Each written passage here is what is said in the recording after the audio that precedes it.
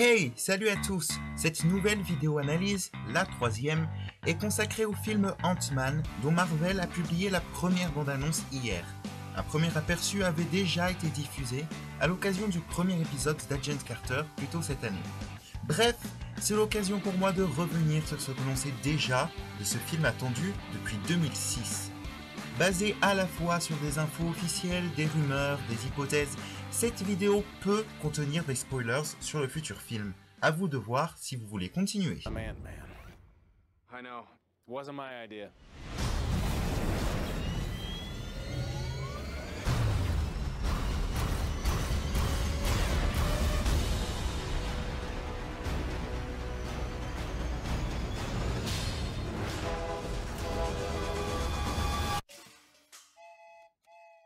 Cet extrait suffit à le comprendre, ce nouveau film sera comique. Alors on a un peu du mal à définir si l'accent sera porté plutôt sur l'humour ou sur l'action. En tout cas, nous retrouvons là les principaux éléments d'un bon film Marvel. Alors que se passera-t-il dans Ant-Man ?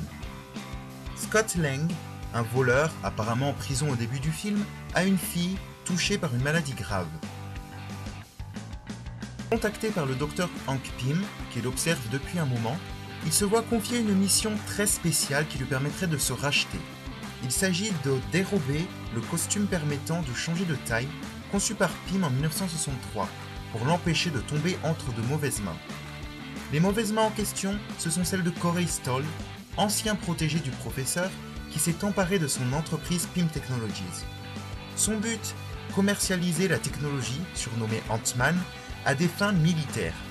Il créera un autre costume, celui de Yellow Jacket, une sorte d'évolution du premier, qui apparaît finalement dans la bande-annonce.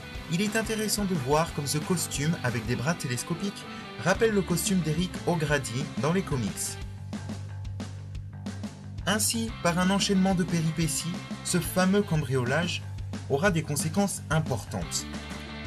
Scott sera accompagné dans cette aventure par la fille de Pym, Hope Van Dyne, qui, ayant eu des parents super-héros, le formera à son tour. Hank Pym est le Ant-Man original dans les comics. Le sera-t-il aussi dans le film ? Probablement, et surtout grâce à des flashbacks, car on sait que Peggy Carter et Howard Stark, deux personnages Marvel du passé, joueront un rôle. Dans les deux bandes-annonces proposées, un détail a son importance. Malgré sa petite taille, Ant-Man conserve une force importante.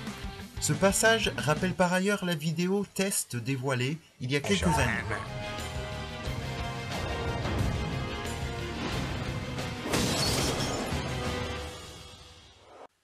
Une question reste cependant sans réponse. Ant-Man aura-t-il dans le film le pouvoir de grandir comme c'est le cas dans les comics ? On sait en tout cas qu'il sera capable de contrôler les fourmis. Et quel sera son rôle par la suite dans le Marvel Cinematic Universe ? Aura-t-il droit à d'autres films ou celui-ci servira uniquement à l'introduire dans le MCU ? En conclusion, les deux bandes-annonces proposées sont assez intrigantes. Ant-Man est un personnage peu connu du public et aux pouvoirs qui peuvent faire un petit peu douter. De plus, le film semble ne pas entrer dans les cases habituelles d'un Marvel. L'humour a l'air vraiment très présent. Même si ce n'est pas le film que j'attends le plus en 2015, n'oubliez pas qu'on aura quand même Avengers l'ère d'Ultron et le reboot des 4 Fantastiques, j'irai quand même le voir et je pense qu'il en vaudra la peine. Voilà, je n'avais pas énormément de choses à dire sur Ant-Man, si jamais vous trouvez quelque chose à rajouter, laissez-moi un commentaire, j'espère vous retrouver bientôt pour une nouvelle vidéo analyse.